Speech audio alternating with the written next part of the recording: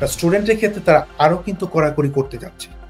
তাদের প্ল্যান হচ্ছে ইউকের যে টপ ইউনিভার্সিটিগুলো রয়েছে সেইগুলোতে হচ্ছে মাত্র তারা রিক্রুট করতে পারে। আর একটা ব্যাড সাইড আপনি জানেন তানভীর ভাই, আমরা অনেকগুলো প্রোগ্রাম করেছি স্টুডেন্টদেরকে নিয়ে, আপনি নিজেও অনেকগুলো করেছেন, ইউনিভার্সিটির অবস্থা খারাপ এই বিষয়গুলোকে নিয়ে। তারা আপনার দেখেন লেবার গভর্নমেন্টের প্ল্যান যদি এই হয়ে থাকে, তারা ইন্টারন্যাশনাল স্টুডেন্টরা যে ফিজ দিবে সেখানে তারা একটা লেভি বসাতে চাচ্ছে, ট্যাক্স বসাতে চাচ্ছে। Can you imagine? নিউজ করেছেন যে ইন্টারন্যাশনাল স্টুডেন্ট স্পেশালি দ্য ইউনিভার্সিটিগুলি যে কি পরিমাণ একটা স্ট্রাগলিং মোমেন্টে আছে। 70% বিশ্ববিদ্যালয় বন্ধ হয়ে যাবে ইন্টারন্যাশনাল স্টুডেন্টরা না আসলে। Stonebridge Legal Solutions Limited, your trusted immigration partner. এটা তারা যা চাচ্ছে, আপনি মনে করতেছেন স্যার কি আসলে আমার এটা একটু বাজারে ছেড়ে দিয়ে পাবলিক রিঅ্যাকশনটা বোঝার চেষ্টা করতেছে যে কতটুকু ইমপ্যাক্ট, কতটুকু ধাক্কা ওনাকে দেয়া হয়। ডেফিনেটলি আপনি এটাকে আইন করতে গেলে আপনার অনেক কিছু চেঞ্জেস আসবে, হ্যাঁ, বাট কিছু কিছু জিনিস হয়তো এখানে আপনার এখন ধরেন স্টুডেন্টস এর ক্ষেত্রে যে পরিবর্তনগুলো এসেছে, তারা বলছে যে যারা গ্রাজুয়েট রুটে আছেন তারা এখন পড়াশোনা শেষ করার পর 2 বছরের ওয়ার্ক পারমিট পায়, বা যেটাকে আমরা পিএইচডব্লিউ বলতাম আগে, বা এখন গ্রাজুয়েট রুটে ভিসাটা পায় ফুল টাইম কাজ করার জন্য। সেটাকে তারা কমিয়ে আপনার 18 মান্থস করতে যাচ্ছে। এই জায়গাটাতে হয়তো খুব একটা আপনার বিরোধিতা হয়তো থাকবে না, ঠিক আছে, 18 মাস করছে, হুইচ ইজ গুড এনাফ, ঠিক আছে। কিন্তু আপনার অন্যান্য ক্ষেত্রে, আপনার স্টুডেন্টের ক্ষেত্রে তারা আরো কিন্তু কড়াকড়ি করতে যাচ্ছে। তাদের প্ল্যান হচ্ছে ইউকের যে টপ ইউনিভার্সিটিগুলো রয়েছে সেইগুলোতে হচ্ছে মাত্র তারা রিক্রুট করতে পারবে।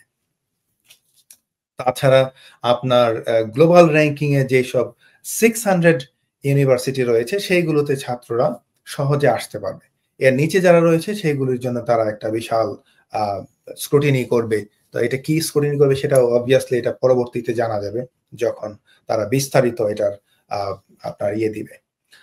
আর একটা ব্যাড সাইড আপনি জানেন তানভীর ভাই, আমরা অনেকগুলো প্রোগ্রাম করেছি স্টুডেন্টদেরকে নিয়ে, আপনি নিজেও অনেকগুলো করেছেন, ইউনিভার্সিটির অবস্থা খারাপ এই বিষয়গুলোকে নিয়ে।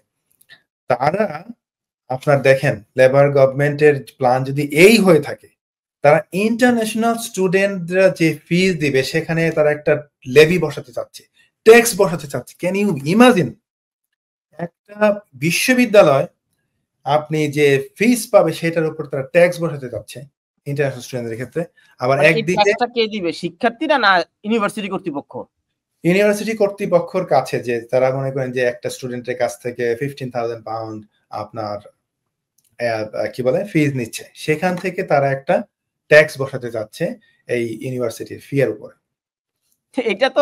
এটা তো আমার কাছে মনে হয় মানে কোন প্রকার কোন স্টাডি নাই। বিশ্ববিদ্যালয়গুলোর অধিকাংশ ব্রিটেনের বিশ্ববিদ্যালয়গুলো হচ্ছে চ্যারিটি, তারা নন প্রফিট অর্গানাইজেশনের মতো চলে। তো একটা নন প্রফিট অর্গানাইজেশন আবার ট্যাক্স কি দিবে সরকারকে?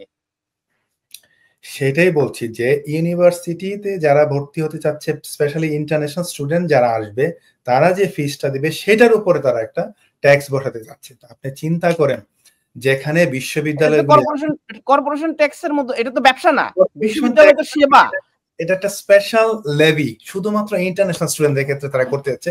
আমার প্রশ্ন হচ্ছে, দেখেন আপনি অনেকগুলো প্রোগ্রাম করেছেন, অনেকগুলো আপনার কি বলে নিউজ করেছেন যে ইন্টারন্যাশনাল স্টুডেন্ট স্পেশালি দ্য ইউনিভার্সিটিগুলি যে কি পরিমাণ একটা স্ট্রাগলিং মোমেন্টে আছে। তারা 70% বিশ্ববিদ্যালয় বন্ধ হয়ে যাবে ইন্টারন্যাশনাল স্টুডেন্টরা না আসলে।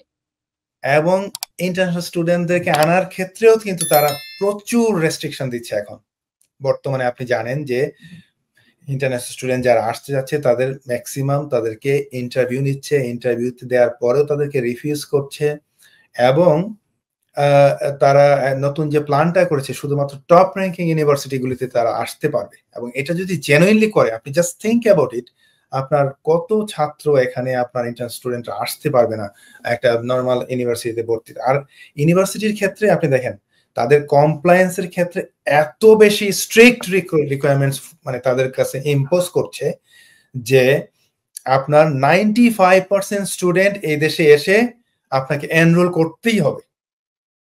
তার মানে আপনি দেখেন আপনার আমরা দেখেছি যে বাংলাদেশ থেকে অনেক সময় আপনার 100 স্টুডেন্ট আসে, তাদের ক্ষেত্রে দেখা যায় যে 20-40 জন স্টুডেন্টকে খুঁজে পাওয়া যাচ্ছে না।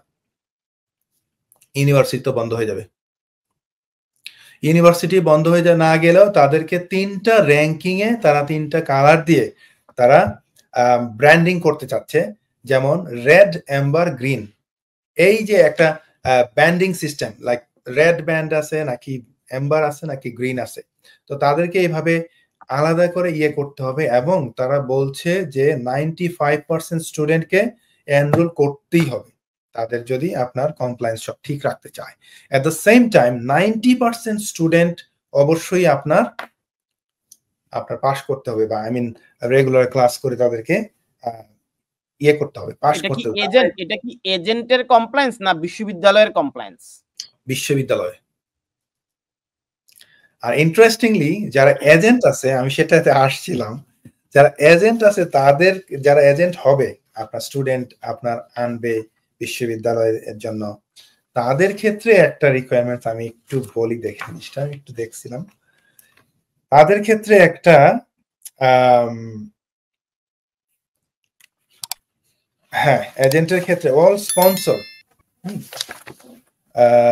উইশিং টু রিক্রুট এজেন্ট, যারা ওভারসিজ থেকে আপনার এই যে স্টুডেন্ট রিক্রুটমেন্ট এজেন্সি নিবে, তাদের ক্ষেত্রে দ্য এজেন্ট কোয়ালিটি ফ্রেমওয়ার্ক নামে একটা ডেজিগনেটেড একটা মেইনটেইন করবে, তারা যাতে হাই স্ট্যান্ডার্ড মেইনটেইন করতে পারে। এটার নাম হচ্ছে এজেন্ট কোয়ালিটি ফ্রেমওয়ার্ক। সো তাদেরকেও কিন্তু একটা নজরদারিতে, আপনি জানেন যে এখন ব্যাঙের ছাতার মতো যে খুশি সেই মনে করেন যে একটা কি বলে স্টুডেন্ট রিক্রুটমেন্ট এজেন্সি খুলে বসলো, তাদেরকেও একটা কন্ট্রোলে আনার জন্য একটা ডিজাইন করছে যে ইউনিভার্সিটিগুলি তাদেরকেই একমাত্র রিক্রুটমেন্টের জন্য দায়িত্ব দিবে যারা এই এজেন্ট কোয়ালিটি ফ্রেমওয়ার্কের মধ্যে থাকবে। সো এটা কিন্তু যারা এটা তারা এনশিওর করতে চাচ্ছে যে যারা বিশ্ববিদ্যালয়ে ছাত্র ভর্তি করাবে তারা যাতে একটা হাই স্ট্যান্ডার্ড এবং একটা রেসপন্সিবিলিটি থাকে তাদের, সেই জিনিসটা এনশিওর করতে চাচ্ছে।